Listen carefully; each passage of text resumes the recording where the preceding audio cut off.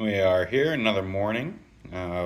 Things are starting to warm up a little bit, so I've got the Duramax all back running. Took all the snow off of it. The batteries were dead, so I mean, those are pretty new batteries, so hopefully we won't have to get those warranted here soon.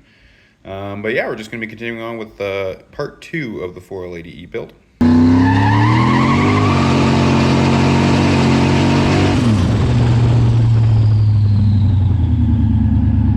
Getting close to the end. So here we've got the original input shaft, and then here we've got the billet input shaft. As you can see, they're the same. I kind of go over everything. Actually, I'm assuming you can see there. Yeah, you can see. Gonna go over everything, make sure it looks all the same. Sometimes the splines will be a little bit different, like lengthwise here, but that's fine. Yeah, everything looks good. So what we're gonna do is we're just gonna heat these little Teflon seals up, put them on here, and then we will be able to put this into the overrun clutch hub. And that's pretty much the last piece that goes in the transmission. Well, other than the pump. So I just like to use my little heat gun. Just kind of warm them up, helps them be a little more flexible. I had to do this for the seals in the center section as well. I don't think I showed that, but the center section ones are harder in my opinion, so they're a little bigger, so they tend to expand more. So give that a go.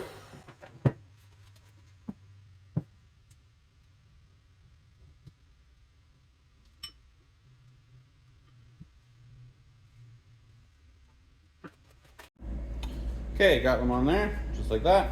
They will need to be resized. We'll do that next. Well, after we get all of them on, we'll resize them. Give these little guys a little more heat. Usually these ones are a little easier.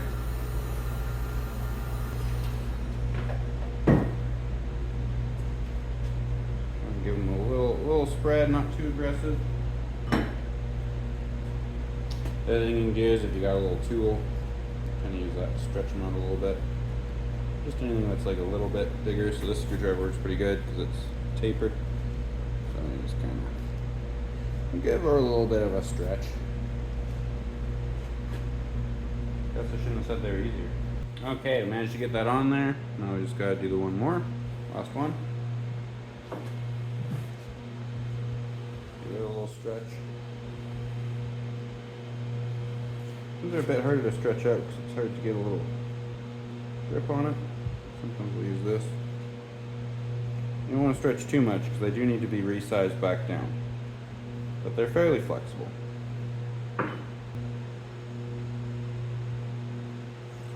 Okay. Both those on. Now we just got to resize them. Okay, got it on there. A lot of guys use they'll cut up, like a can or a Coke bottle or something and kind of slip that on there, or use like zip ties. I have done zip ties before. They seem to work decent. The latest trick that I've been using is the electrical tape. So you can kind of just get it on there, start to get it loose, and then as you work your way around, you can get it tighter and tighter, and then that'll shrink it. So leave that on there for a little bit. All right, we got everything in there, other than we got to do the input shaft on that, but I'm just waiting for these seals to shrink a little bit. Then we can put that in there. Make sure we got our bearing, another Torrington bearing here.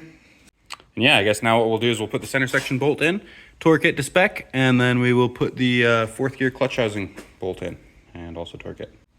And the rebuild kits do come with new hardware, so just gonna throw that in there.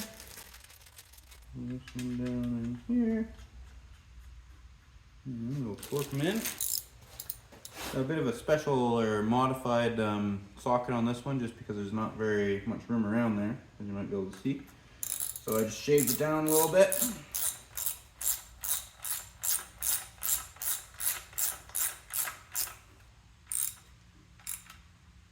Okay. And then this one, I believe, is the T40. So you gotta be careful with these. I found some resources online that I think have the wrong torque spec on them. Like they're pretty weak bolts. So if you look at the ATSG, here, let me just double check. So yeah, so the ATSG is saying 29 foot-pounds on this one and 12 foot-pounds on this one. I think I usually do this one to like 10, because I've actually broken one at 12 foot-pounds before. So I have found some resources online that say that maybe that's wrong in the ATSG. So we're gonna go to 10 on that one and 29 on that one. So I pulled my fancy torque wrench out. I haven't had it out in a while. but somehow the batteries are dead, so we're gonna charge those. And of course by charge I mean put new ones in it. So there you go, we've got it set on 29 foot-pounds now. And there we go.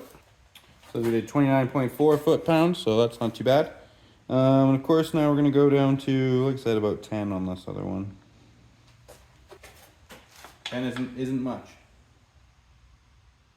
8, 9, 10. Boom. 10 on the dot, and it didn't break. So we're good to go there. So we just gotta put the input shaft into the, I guess it'd be the overrun clutch housing. And as you can see, I had the electrical tape on here. Just gonna peel that off. Take a look at the rings. And those are nicely shrunk. So that's good. And that one is nice and shrunk too. Perfect.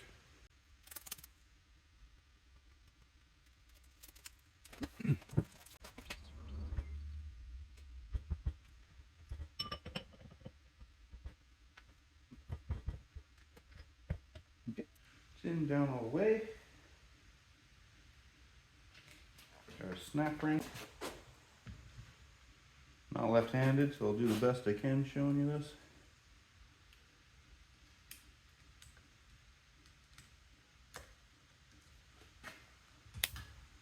Okay. Now that's not coming off of there. Good to go. And drop that into the transmission. Got to lube up these rings. Just want everything to slide on nice.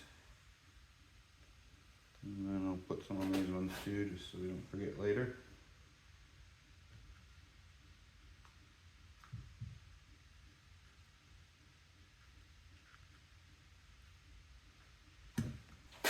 Drop this in.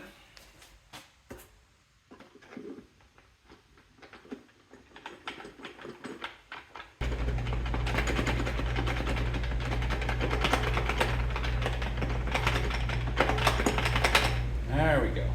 Okay. So we got the pump apart. Just inspect, make sure that there's not any wear or anything on there. Same with this side, and we got pump gears here. The only thing we gotta do is we're gonna have to replace that bushing and the seal on the outside. And then while we've got it apart, see that tiny little hole right in there in the middle? Basically we drill that, and that's supposed to make it so that the converter doesn't have any charge loss during max line pressure situations. Okay, next up, so we went over the modifications we did on the pump, now we just have to put it back together. Got the new bushing in there. We'll need our alignment tool. High tech. Just goes around here. I'm gonna leave the seal off of it for now, just so that we can fit in there and measure our front end plate easier. So there's 5 bolts on here, and as you can see, this one, they're kind of offset, so you can't really put it on wrong, but it is a little bit difficult to kind of see when you're putting it together where everything needs to go.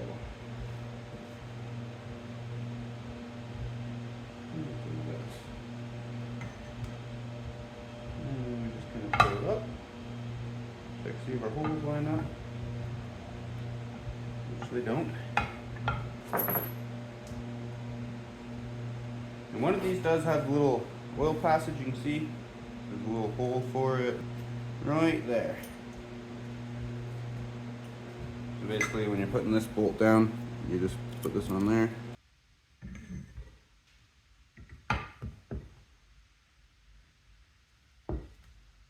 Get that started. I like to get them all started. Which one do we need my hole in? That one.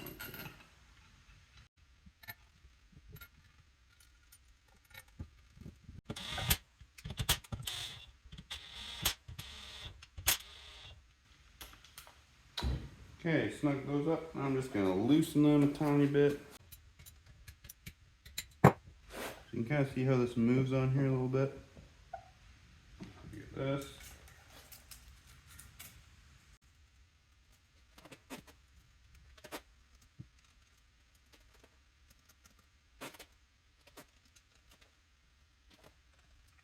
Snug that up.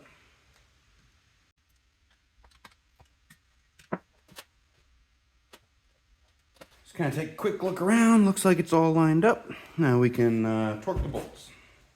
Okay, got the torque wrench out again. This one we're going to go to 18 foot-pounds. So let it get all turned on. And then we'll turn it up to 18. And we're going to usually kind of like steady it.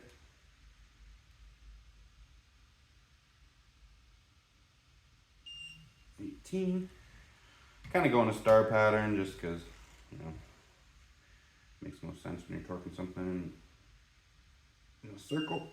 18. And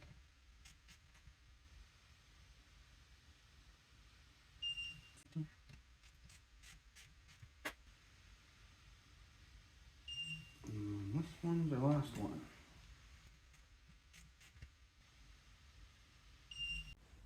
And then of course we can take our hose clamps off.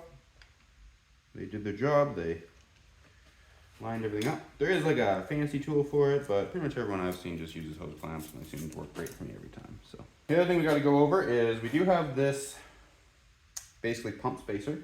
So this is going to be the variable that allows us to change the front end play. This is the one that was in the transmission before, and as you can see we got, it's about 90 thou. So I'm going to start with that one again. I left these rings off just so it's easier to get in and out, and then I'm also leaving the sealing ring off here just so, you know, it's not clicking into the transmission and sealing every time when I'm trying to measure this. Okay, got our pump ready to go in there. I got to put the gasket in. If you forget that, then your readings are going to be wrong. And then the other thing that I had to do was just grabbed this jack, and we're just going to give a little bit of tension on the output shaft, just so it's that rear end play isn't coming into our equation when we're factoring in the front end play. So our gasket down, it does have a spot that says up, and then obviously there's a bunch of holes down here that have to line up with these. Like I say, there's no seals in there or anything, so it should just slide down and pretty easy. There we go. Down all the way. And then this is the front end play that we're going to be measuring. So I'll just throw a couple bolts in the pump, make sure that it's secured.